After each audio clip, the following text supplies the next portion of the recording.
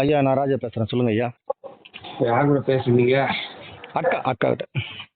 சரி, ரைட்டு. அப்புறம் செல்வராஜ் வந்திருந்தாரு, சரிங்க ஐயா. புதன்கிழமை வந்திருந்தாரு.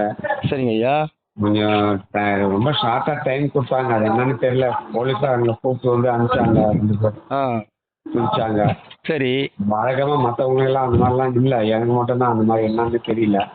சரி போட்டவனுங்க. அதுக்கப்புறம் அன்னைக்கு செய்தியில் ஒரு 4வது லெட்டர் ஒன்று கொடுத்துருந்தேன். ஆ அதை படிச்சு காமிச்ச சொன்னாரா? சொன்னாருங்க ஐயா. அந்த லெட்டர் படிச்சு படிச்சு நீங்க படிச்சு காமிக்கிறத சொல்லுங்க சொல்லுங்க, அது என்ன எழுதுனீங்க? இது உயர்நீதிமன்ற தலைமை நீதிபதிக்கு லெட்டர் அட்ரஸ் பண்ணியிருக்கிறேன். சரி சரி. இந்த மாதிரி சாத்தாங்குள விஷயத்துல சரவணன் மேல் நடவடிக்கை எடுக்காதனால நீதிபதிகளை திட்டினா, அதுக்காக என்ன மனநல பரிசோதனை, ஒரு நீதிபதி தண்டனை கொடுத்துருக்கிறாரு, ஒரு நீதிபதி மனநல பரிசோதனைக்கு அமைச்சிருக்கிறாரு. ஒரு குற்ற சம்பவத்துக்கு இரட்டை தண்டனை மாதிரி ஆகுது, அது சட்டவிரோதம். மனநல பரிசோதனைக்கு அமைச்சதும் சட்டவிரோதம். சரி, அப்படி இருக்கும் பட்சத்துல மன்னிப்பு கேட்கணும்னு நீதிபதி விரும்புறாங்க. சரி. இப்ப நான் இருக்கிற மனநல பரிசோதனையிலையும் மன்னிப்பு கேட்கணும் அப்படின்னு எதிர்பார்க்கறாங்க. பாருங்க, எனக்கு உடன்பாடு இல்லை. நீங்க அந்த இந்த லெட்டர் படிச்சு பார்த்துட்டு சரவணன் மேல நடவடிக்கை எடுத்துட்டு என்கிட்ட அவங்க மற்ற என்னை ஜெயிலில் அடைச்சதுக்காக மற்ற நீதிபதிக்கு சார்பில் நீங்க மன்னிப்பு கேளுங்க அப்படின்ற மாதிரி கோரிக்கை வச்சு அனுப்பிச்சு லெட்டர் இங்க கொடுத்துருக்குறேன். இங்க சரி கேட்கட்டேன்னா மற்ற நீதிபதிகளை சார்பில் கேட்கட்டும் அவரு. ஆமா ஆமா கேட்கணும். யாரை கேட்க சொல்றீங்க? தலைமை நீதிபதி, உயர் நீதிமன்ற தலைமை நீதிபதி. என்னன்னு கேட்க சொல்றீங்க? அதாவது நீதிபதிகளை அசிங்கமா திட்டி இருக்கிறது உண்மை. அதுக்கு காரணம் உயர் நீதிமன்ற நீதிபதிக்கு சரவணன் மேல நடவடிக்கை எடுக்க மாட்டேங்கிறாங்க. அதை ஒட்டி தான் அந்த மாதிரி பேசினேன். அப்படி இருக்கும் பட்சத்துல ஒரு நீதிபதி 6 மாசம் தண்டனை கொடுத்திருக்கிறாரு, இன்னொரு நீதிபதி அதே விஷயத்துக்காக மனநல பரிசோதனைக்கு அனுப்பிச்சிருக்கிறாரு. இந்த மாதிரியான சூழ்நிலையில இங்க மனநல கீழ்ப்பாக்கம் மனநல மருத்துவமனையில இவங்க நீங்க இந்த மாதிரிலாம் போயிருந்தீங்களான்னா இங்க இருந்து நான் ரிலீஸே பண்ண மாட்டேன் அப்படின்ற மாதிரிலாம் சொல்லி இருக்கிறேன். அதுக்கு கடைசியில என்ன கோரிக்கை வச்சிருக்கேன்னா, நீங்களே என்ன ரிலீஸ் பண்ணல அப்படின்னா, இங்க கீழ்ப்பாக்க ஆஸ்பத்திரியிலையும் என்ன ரிலீஸ் பண்ணல அப்படின்னாக்கா நான் உண்ணாவிரதம் இருக்க ஆரம்பிப்பேன், என்னுடைய எதிர்ப்பு தெரிவிச்சு அப்படின்ற மாதிரி சொல்லி இருக்கிறேன். அப்புறம் செல்வராஜையும் சொல்லிட்டு தான் வந்திருக்காரு. இந்த மாதிரிங்க 12/12/2024 தானே ரிலீஸ் ஆகுறீங்க. ஆமா. அதுக்குள்ள நீங்க அவர் அந்த ட்ரீட்மெண்ட்லாம் அவருக்கு நாங்கள் செய்யலை, அவர் நார்மல் பர்சன் தான் சொல்லிட்டு நீங்கள் டாக்டர் ஆகி நீங்கள் சர்டிஃபிகேட் ரிப்போர்ட் அனுப்பிடுங்க. 12/12/2024 அவருக்கு தண்டனை முடியுது, அதனால் நீங்கள் அனுப்பிடுங்க. அப்படி அனுப்பலைன்னா நாங்கள் ஏபிஎஸ் காப்பஸ் வழக்கு உயர் நீதிமன்றத்தில் போடுவோம். அப்புறம் சும்மா இருக்க மாட்டோம். அப்புறம் எல்லா அமைப்பும் ஒன்று திரட்டி அப்புறம் உங்கள் ஹாஸ்பிட்டலில் நின்றுடுவோன்றது சொல்லியிருக்காரு. நல்ல விஷயம்தான். ஆமா, அவர் 12/12/2024 வெளியில விட்டுணும். அவருக்கு 6 மாசம் முடிஞ்சு போச்சு. 182 நாள் நினைக்கிறேன். ஆமா, விட்டுணும். அது எனக்கு இன்னொரு விஷயம் கூட நான் யோசிக்கிறேன். நீங்க அங்க இருக்கிறத விட இங்க இருந்தா கொஞ்சம் சரி, அங்க இருக்கிறதுக்கும் இங்க இருக்கிறதுக்கும் எதனா டிஃபரெண்ட், எதனா விதிவிலக்கு இருக்கா? அங்க இருந்தா ரொம்ப கஷ்டமா. எல்லாம் ஒண்ணுதான். சரி, ரைட், எல்லாம் ஒண்ணுதான். சொல்லுங்க. டிசம்பர் 12 வெளியில வரணும். அவ்வளவுதான். அது கண்டிப்பா அது அப்படி இல்ல.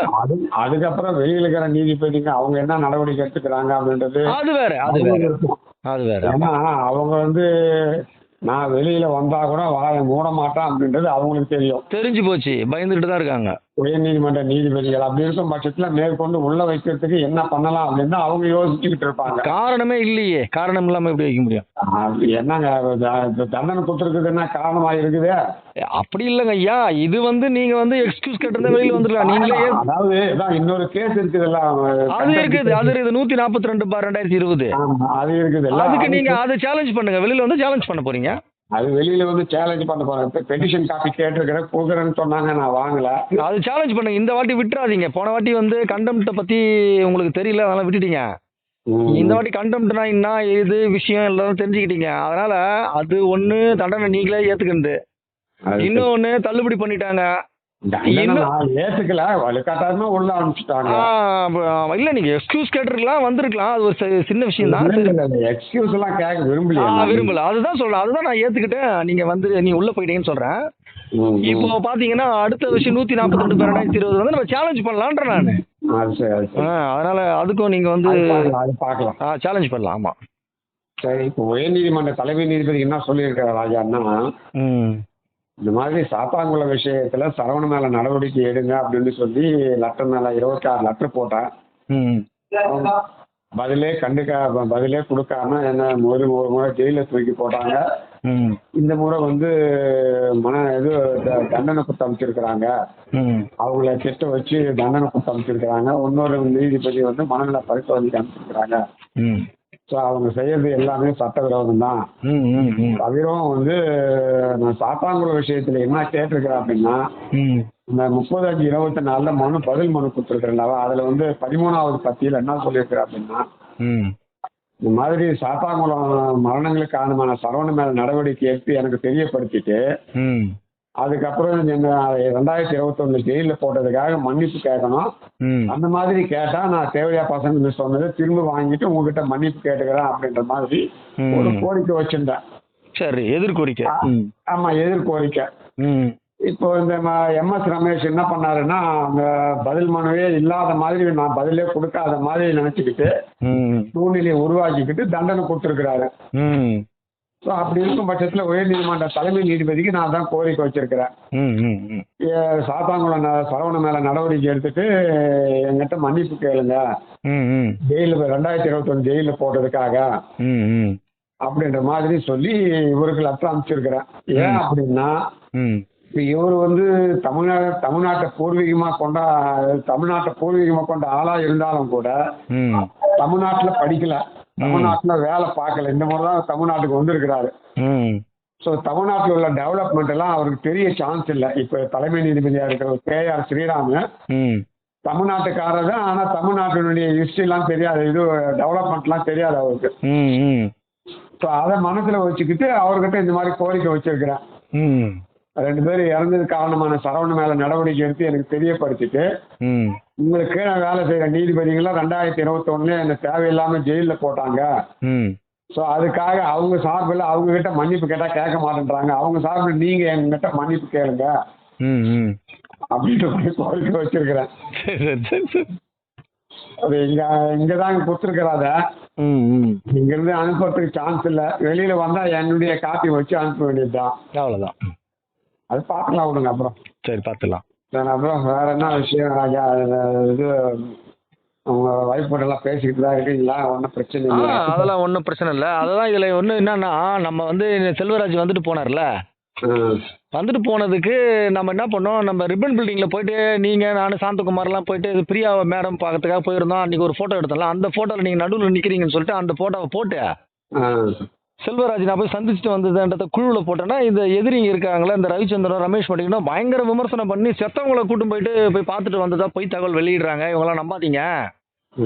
இவங்கெல்லாம் இவர் சாந்தகுமார் இறந்துட்டார்ல, அவர் நம்ம கூட இருந்தார்ல, ஆமா ஆமா, எப்படி தெரியுமா அந்த ரவிச்சந்திரன் வந்து ஒரு குழுவில் போட்டு நம்மள எல்லாரையும் ராஜா ஒரு விஷயத்தை நீங்க புரிஞ்சுக்கணும் ராஜா. ரவிச்சந்திரன் மனநலம் பாதிக்கப்பட்ட மாதிரி பேசுறாரு, செய்யறாரு. அதாவது கொஞ்சம் கூட யோசிக்க மாட்டேங்கிறாரு. இல்ல பச்சாதாபமே இல்லாம அவர் சாந்தகுமார் இறந்துட்டாரு. அவர் இருக்கும்போது நம்ம எடுத்த போட்டோல நீங்க நடுவுல நிக்கிறதுனால அது உங்களை வேற ஒரு ஆளுக்காக போட்டீங்க, எனக்காக போட்டீங்க. அது அவரை சுட்டி காட்ட வேண்டிய அவசியம் இல்லை. அவசியமே இல்லைங்கய்யா. பெரிய தகராறு பண்ணி செல்வராஜ் போட்ட பதிவுக்கு ஓவரா வந்து பில்டப் பண்ணிக்கின்னு, அதே மாதிரி ரமேஷ் மணிகண்டன் வந்து கொஞ்சம் உயர்த்தி பேசிக்கின்னு ஓவரா பண்ணிட்டு இருக்கு. அப்புறம் நிறைய பேர் என்ன பண்ணாங்க, பயங்கரமா கண்டனம் தெரிவிச்சு தூக்கிட்டாங்கன்னு வச்சுங்களேன் அவர் குழுல இருந்து. 6 மணி ஆனா தண்ணியை போட்டு ஏதாவது ஒண்ணு பேச வேண்டியது. எதனா ஒண்ணு பேசிட்டு எதனா ஒண்ணு பேசி நம்ம பழைய சங்கதிகள்லாம் இருக்கு இல்லையா, பழைய சங்கதிகள், அந்த பழைய சங்கதிகளை எல்லா குழுக்கும் போட்டு அவமானப்படுத்துறதுன்னு நினைச்சீங்கன்னா அவமானப்படுத்திட்டு இருக்காரு அவரு. வெளியே வந்ததுக்கு அப்புறம் பேசிக்கலாம், மத்தவங்க எல்லாம் போன் பண்ணுவாங்க. ஓகே ஓகே வச்சிருவா. ரைட் ராஜா. Okay, thank you. வீட்டுக்கு போயிருந்தீங்களா? நாளைக்கு இன்னைக்கு போவேன். போன வாரம் ஞாயிற்றுக்கிழமை போனீங்களா? போனேன் அங்கே தான் இருந்தேன். அப்புறம் அப்புறம் அப்புறம் அப்புறம் வந்து ரமேஷ் வந்து வீட்டு வாடகை கொடுத்துட்டாரு. போன மாதம் வீட்டு வாடகை இவர் தான் கொடுக்கல, மாரிமுத்து தான் கொடுக்கல. சரி சரி. மாரிமுத்தும் பேலன்ஸ் இருக்குது, ரமேஷ் இதுவும் ஒரு 2000 பேலன்ஸ் இருக்குது. மாரியப்பன் எவ்வளோ பேலன்ஸு? மாரியப்பன் வந்து போன மாதம் ஒரு 1000 ரூபாய் இருக்குது. போன மாதம் வீட்டு வாடகையும் இருக்குது. வீட்டு வாடகை 6500 கொடுக்கணும். ஆமாம், இந்த இந்த இந்த மாதம் அதை கொடுத்துருவாங்க, அவங்க நல்ல பார்ட்டிக்கு கொடுத்துருவாங்க. கொடுத்துருவாங்க. அப்புறம் உங்கள் வீட்டுக்கு ஒயரிங் ஓப்பன் ஒயரிங் பண்ணிட்டா எல்லாமே டேமேஜ் ஆகுது. அப்படியா? நாச்சான் வரேன்னு சொல்லியிருக்காரு. அப்படியா? சரி பண்ணிக்கோங்க. ஆமாம், ஒயிட் வாஷ் பண்ணணும். தேவையில்லாத பொருள் சுவிட்சிங் எல்லாம் டேமேஜ் ஆகி கிடக்குது. ஆமாம், தேவையில்லாத பொருள்லாம் இருக்குது. அதெல்லாம் எடுத்து இதில் போட்டுறேன் நான், இதில் உடப்பில் போட்டுறேன். சரி ரைட். இப்போ முடிஞ்சால் ஒயிட் வாஷ் பண்ணிடுறேன். பண்ணுங்க, மேலே கூட பண்ணுங்க. அது கேட்குறவங்க அது அவங்க பண்ணிக்குவாங்க, அவங்க பண்ணிப்பாங்க. நம்ம ரூமை மட்டும் பண்ணிக்கலாம். சரி ரைட்டு. அப்படிதான் எலக்ட்ரிக் ஒயரிங் பண்ணிட்டு சரிங்க ஐயா. ஒயிட் வாஷ் பண்ணுங்க.